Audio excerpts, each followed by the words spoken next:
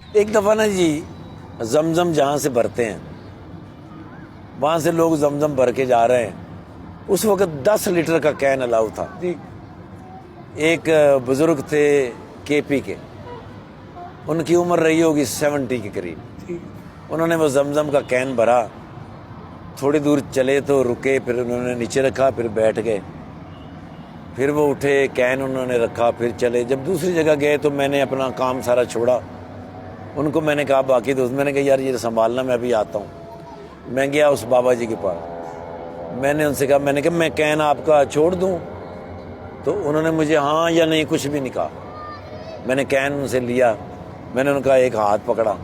اب میں ان کے ساتھ باتیں کرتا کرتا چلا جا رہا ہوں. تقریباً ½ کلومیٹر ان کا گھر تھا، مختلف جگہیں سے. پھر انہوں نے کہا کہ وہ جو سیڑھیاں ہیں نا، ان سیڑھیوں کے اوپر میرا کمرہ ہے، آپ سیڑھیوں کے نیچے رکھ دو، پھر میں آہستہ آہستہ لے جاؤں گا. میں نے کہا نہیں، ایسا تو نہیں ہو سکتا، میں آپ کو راستے میں تو نہیں چھوڑوں گا. اب وہ سیڑھیوں پہ نیچے کھڑے ہو گئے. میں گیا، سیڑھیاں چڑھی، اس نے مجھے اشارہ کیا کہ یہ والا دروازہ ہے. میں نے وہاں کین رکھا، میں نیچے واپس آیا تو اس نے مجھے 5 ریال نکال کے دیے. میں نے کہا یہ 5 ریال ہے. میں نے کہا بابا جی میں پیسوں کے لیے نہیں آیا، اگر آپ کا بیٹا آپ کے ساتھ ہوتا میری طرح تو اس کو آپ پیسے تو نہیں نہ دیتے، اس آپ کا حق. کہنا ہاں بالکل ٹھیک ہے. ابھی بیت اللہ کس طرف ہے؟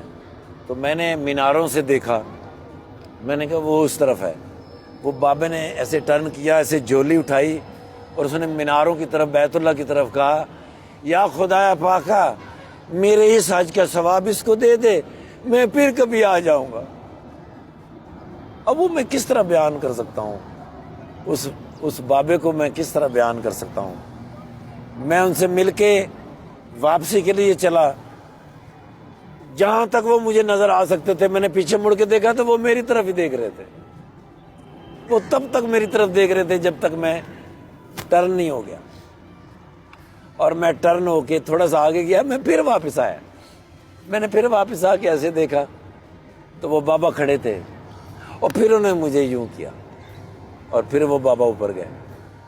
اب اس بات سے مجھے جو بات یاد آتی ہے کہ جب میں پہلی دفعہ اپنے گھر میاں چنوں سے کہیں جانے کے لیے نکلا تو میری ماں دروازے تک چھوڑنے آتی تھی.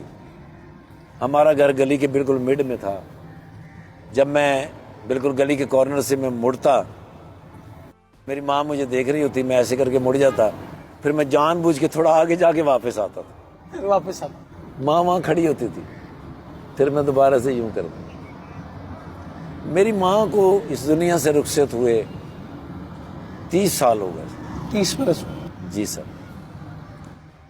تو بیت اللہ کے اندر جب میں نے اس بابا کو دیکھا، پھر میں نے جا کے جب مڑ کے دیکھا، واپس آ کے دیکھا تو وہ بابا نے جب مجھے یوں کیا تو میں نے پھر اپنی ماں کے لیے دعا کی.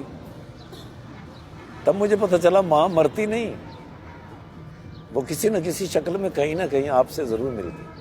تقدیر الہی کے نوشتے بھی وہی ہیں، اللہ بھی وہی اور اس کے فرشتے بھی وہی. اتر سکتے ہیں تیری امداد کو ملائک اب بھی، گر ذات الہی سے تیرے رشتے بھی وہی.